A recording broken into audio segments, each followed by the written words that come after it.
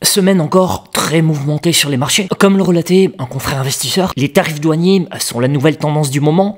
Tous les yeux des opérateurs de marché sont donc braqués sur les dernières nouveautés en termes de sanctions douanières. Et là, cette semaine, il y a eu une nouvelle escalade de Donald Trump, avec des mots très virulents vis-à-vis de ses partenaires commerciaux. Après, histoire de positiver, il a aussi dit que le marché boursier américain finira par repartir à la hausse, et pas qu'un peu. 88% increase in the stock markets. Sauf que là, pour le moment, il met des grosses mandales à ses partenaires commerciaux. Sauf que dans cette escalade de sanctions douanières, le président chinois, lui, semble bien décidé à rendre coup pour coup.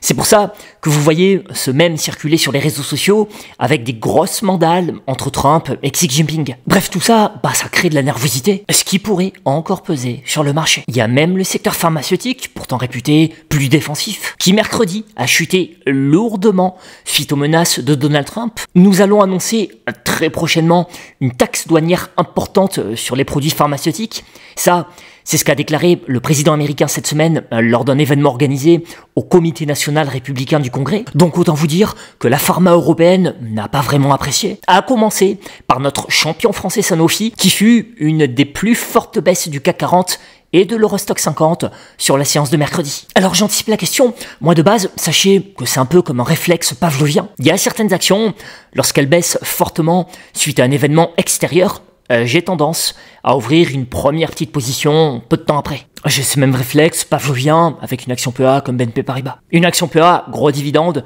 que j'aime aussi beaucoup payer sur période de repli. Donc, en temps normal, la baisse de Sanofi pourrait me tenter, surtout si elle se prolongeait sur des niveaux plus bas. Maintenant, on va pas se mentir, Sanofi, ça reste une action assez plafonnée en termes de potentiel, d'autant plus qu'elle est cotée sur le marché français, moins dynamique que le marché américain. Donc, s'il y avait rien à se mettre sous la dent en termes d'opportunités, du Sanofi en baisse, ça pourrait me tenter. Même chose pour Total Energy qui a baissé fortement ces 5 derniers jours. À mes yeux, ça reste une très belle action PEA de fonds de portefeuille avec un dividende plutôt attrayant. Et je dois avouer que la baisse récente sous 50 € a de quoi susciter l'intérêt. En tout cas, sur la partie PEA, si vous avez acheté mercredi du Total Energy sous 50 €, je trouve pas ça déconnant s'agissant d'une belle pétrolière à mes yeux. Et en plus, avoir un peu de pétrole en portefeuille, ça fait jamais de mal. Mais là, le truc me concernant, c'est que comme quasi tout baisse sur les marchés, je préfère spéculer sur d'autres acteurs qui offrent à mes yeux, sur le long terme, une plus grosse perspective de croissance en termes de business et par ricochet en termes de gains pour l'actionnaire. Voilà, les sous-sous dans la popoche. D'ailleurs, sur la partie PEA, durant le gros sell-off généralisé de lundi, sachez qu'ASML a quasiment atteint sa valorisation la plus basse depuis plus de 5 ans. Pourtant, le modèle d'affaires d'ASML est très loin de péricliter. Certes, dans son secteur, ASML fait partie des entreprises les plus exposées au risque de guerre commerciale et au risque de tensions géopolitiques. Maintenant, comme le relatait un confrère capitaliste, il faut aussi rappeler qu'une petite poignée d'entreprises sont désormais à l'origine de toute la révolution de l'intelligence artificielle. Et devinez quoi, dans ce petit club très élitiste, vous avez ASML qui détient une part de marché de 100% dans les systèmes de lithographie EUV. Ça, c'est intéressant. Et c'est toujours bien de rappeler que l'EUV est indispensable pour les puces de dernière génération, notamment celles utilisées pour l'IA, comme celle de Nvidia, AMD, etc.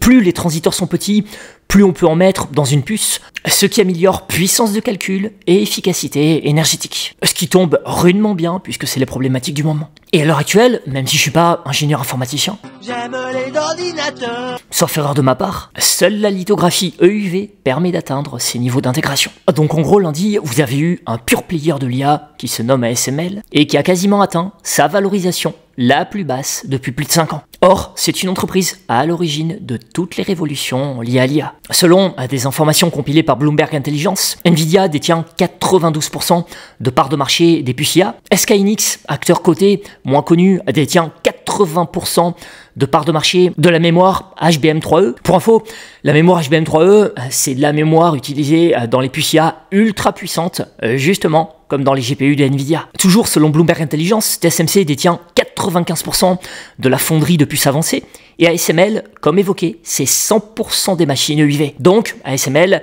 fait bel et bien partie de cette poignée d'entreprises à l'origine de toute la révolution de l'IA. Raison pour laquelle, même si tout investissement présente un risque inhérent de perte en capital, perso, je réitère mes propos, ASML, je trouve que c'est un investissement qui se tente si vous êtes comme moi très positif sur le devenir de l'intelligence artificielle. Alors on est d'accord, je vous disais déjà ça dans cette vidéo de novembre 2024, lorsque cette action PA avait chuté sous 620 €. Et là, l'action, après être remontée au-dessus de 740 € en début d'année, vient de chuter lourdement sous 600 €. Donc de nouveau une grosse pression baissière. Maintenant, n'oublions pas que le secteur des semi-conducteurs est réputé pour avoir un gros bêta, autrement dit une grosse volatilité. Et là, avec Trump qui crée des tensions géopolitiques à coup de guerre commerciale, il est normal de voir le secteur des semi-conducteurs partir à la cave. Par contre, faut pas oublier que la volatilité, ça marche dans les deux sens. En 2022 et 2023, cette action PA a aussi chuté lourdement sous 600 €.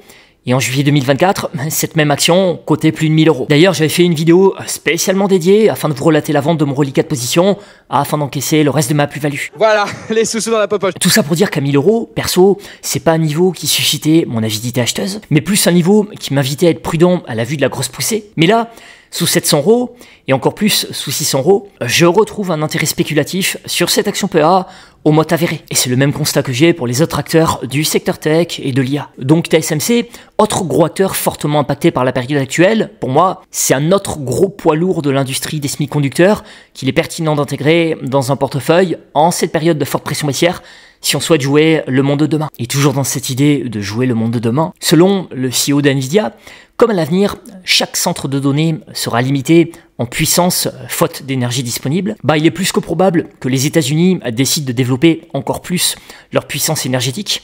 Voilà pourquoi, en cette période de pression baissière sur les marchés, je rejoins l'opinion, il est aussi pertinent de s'intéresser aux actions positionnées dans le secteur énergétique / nucléaire. Sur PEA, on a bien sûr un acteur intéressant qui s'appelle Assystem, mais le problème c'est que c'est un acteur pas très internationalisé, donc très dépendant du marché français.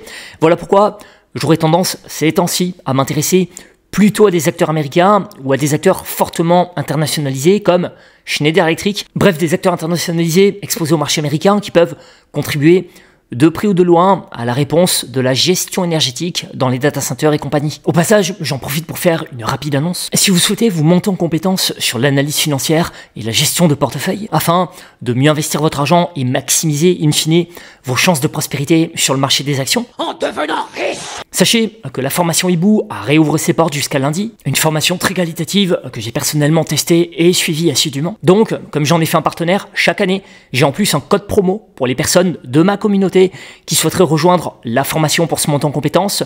Code promo que vous trouverez en description. Maintenant, faut-il se ruer sur la pression baissière du moment comme le suggérait Donald Trump sur son réseau social? Puisque pour rappel, le président Trump a déclaré mercredi 9 avril que c'était le moment idéal pour acheter. Il a même mis à la suite de sa phrase le petit ticker DJT, qui est le ticker de son action Trump Media et Technology Group. Petit coquin.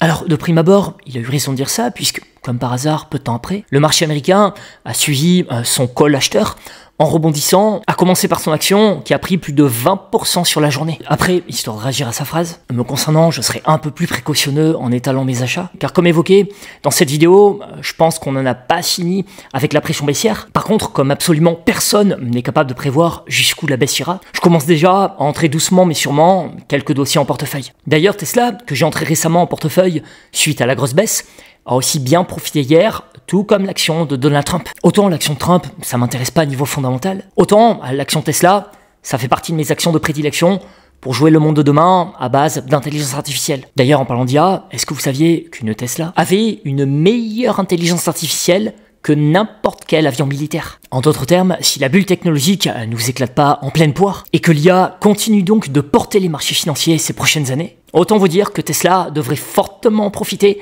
C'est en tout cas la thèse d'investissement de plusieurs banques d'investissement et gérants de fonds. Je suis conscient que la période actuelle n'est pas facile à vivre lorsqu'on est investi sur le marché des actions. Maintenant, je vous invite à reprendre le dessus sur cette morosité. Et pour ça, je vous invite à lire mon message du 8 avril dernier, accessible librement via ma newsletter, premier lien en description.